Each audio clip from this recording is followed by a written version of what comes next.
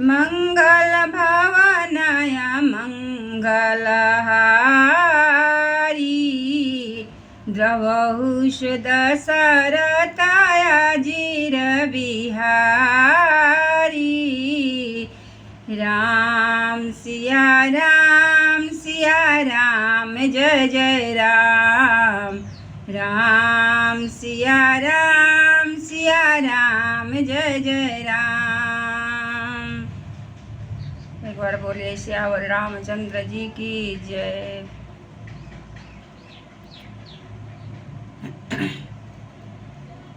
काकभूषुंडी जी गरुड़ जी से अपने पूर्व जन्म की कथा कह रहे हैं। कहत कठिन समुझत कठिना साधन कठिन विवेक। होई गुणाक्षर न्याय जो पुनि प्रत्युह अनेक। ज्ञान कहने में कठिन, समझने में कठिन और साधने में भी कठिन है। यदि गुणाक्षर न्याय से संयोगवश कदापि यह ज्ञान हो भी जाए तो फिर उसे बचाए रखने में अनेकों विघ्न है। ज्ञान पंथ कृपाण कै धारा परत खगेश हो ही नहीं बारा। जो निर्विघ्न पंथ निरवहई सौ कैवल्य परम पद लहई। ज्ञान का मार्ग कृपाण दुधारी तलवार की धार के समान है। हे पक्षीराज, इस मार्ग से गिरते देर नहीं लगती। जो इस मार्ग को निर्विघ्न निर्वाह ले जाता है वही कैवल्य मोक्ष रूप परम पद को प्राप्त करता है। अति दुर्लभ कैवल्य परम पद संत पुराण निगमयागम मद। राम भजत सोई मुकुति गोसाई अनईच्छितया वही बरियाई।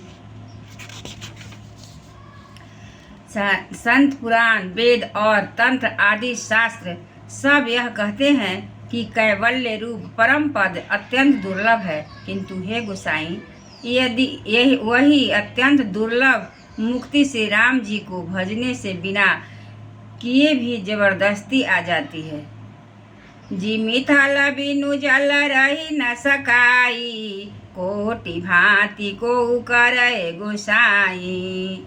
तथा मोक्ष सुख सुनुख गराई रही न सकई हरि भगति बिहाई।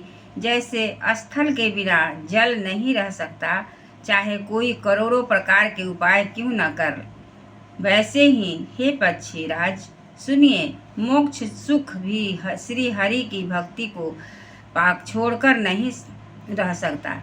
अस विचारी हरि भगति सयाने मुक्ति निरादर भगति लुभाने।